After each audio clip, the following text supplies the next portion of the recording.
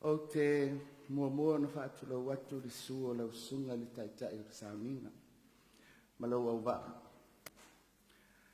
A fio taitai o le kale si au o le worship center. Papea foi le au whai ngā ruenga titofi le tua.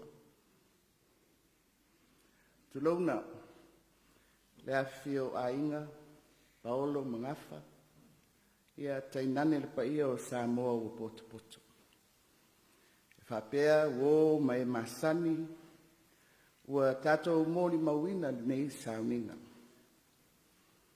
O le taea o le manu Mālō, ma le oli sanga o le nofo alii o le alofa tūnoa. Ina ua taunu atu lana au nei, le sunga i le Aposetolo Viliamu Mafo'e. A whai ua ulufia langi o matangofie i le whaavavau. O na tangi lea o le fatu ma le ele. Mangonga le whaunga ngana. Peitai. E whaamawhanawhanaina pea i tātou i le tātou mautinoa. O le langi o le tātou numoni. Ua saunia mo le whanau o le atua. O te whaafitai atu i le kālesia, ai maise le whaletua i a lawina, malinufua alo.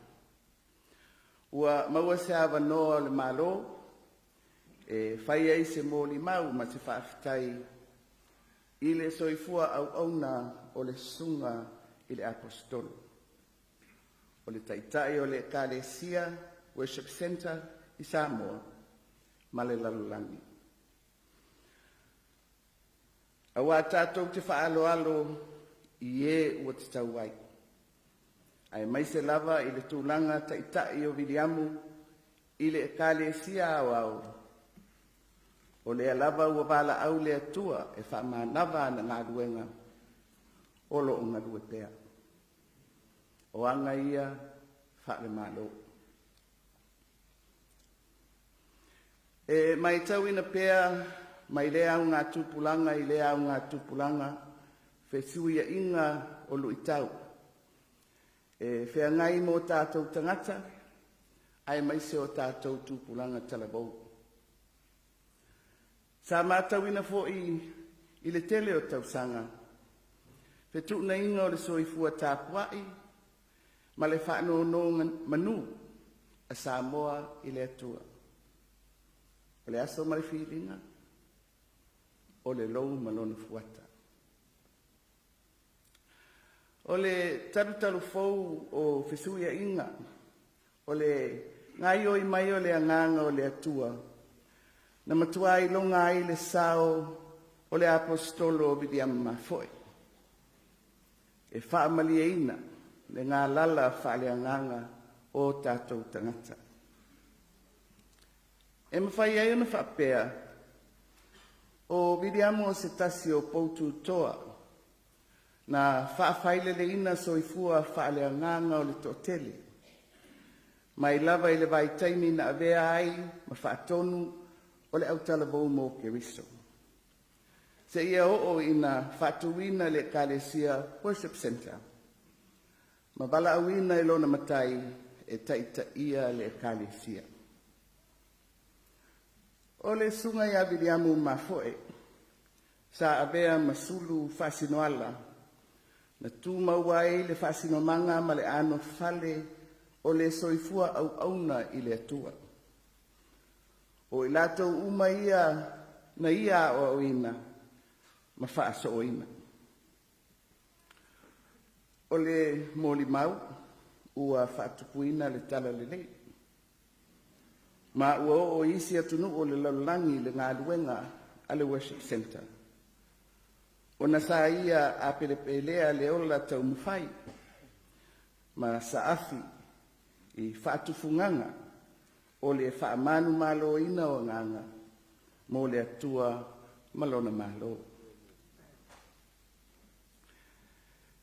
E tele tāleni ma mea alofa whaale anganga, sa whaola ina ai lana au au nei. Sa ia ngalue mawhaonga mea alofa whaaleanganga e fesoasoani le to'atele na sulu mai i ai mo se fesoasoani. O le ano noai, na whaasaulotoina mai ngā ruenga o whetuu ma te moni. Ma le tele o nganga, na manu Mālō ina mo le Mālō le atua, e o mai le aso. Atoa ai malona whaamalosi e fola le upua le atua, i so se tu ai ngā ala, e o atua i le wheau i le atunuu, ma le lalolagi. E whapea foilona maere ngā, e whaolaola le ngā ruenga whaamisionari, e ala atu i le Ekalesia Worship Center, e whaawawina le whina ngalo o le tātou mataisili, ina ia tala i atu le tala lelei, ma whai nuu uma maso. O si o tātou Mālō tu tō tasi, e whaawai i le tua soifua, maanga matu whakerisiani, o te talitonu. O le tasi le neito vine e le imawae le soifua te talo, matu ina atu pēr Samoa i le atua i lalo le taitainga Viliamu. A o whea ngai le atu nuu ma whaingatā, ma whatia sa o tātou wholau mai ai. O lona soifua a tina e mo ngā ruenga le atua, o le nei wa tātou MOLIMAU ina, le nei ngā ruenga tele, ma le mātango fie.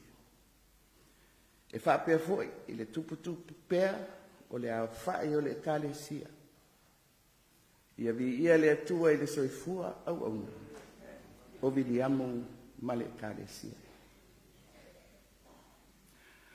O le whaasolonga o mta ngā ruenga mwhalapo ptonga le Mālō, e taitaia whono tatalo, i le mauta tatalo i le maunga o vaia i asolulu uma. Sa ia lava le avanoa o le Worship Center, ona o le saili Mālō o le Aposetolo, ia whaipea so lātou sao, whaatasi ma le Mālō, i whanononga manu i le atua, mō le tātou atunu pere. O ana saunoanga, ma whaamawhanawhananga i a Samoa, ma lana whainga Mālō, o le amana tua pea.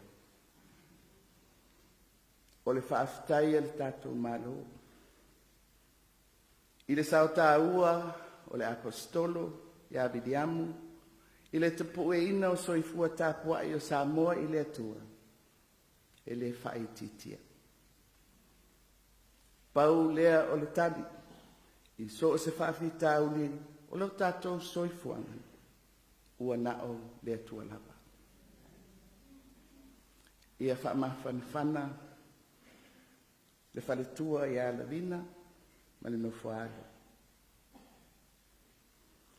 Ia utu le whaavau i le paia o le Ekalesia, ma i ona taitai ai maise le loa o tangata lotu. Ia whaamawhanawhanaina a inga e fia, o le ali whaiwhiau. Ai maise oe o tangi mai ala. Ia manuia, lau malanga, Viliamu, soifua, ma ia amen.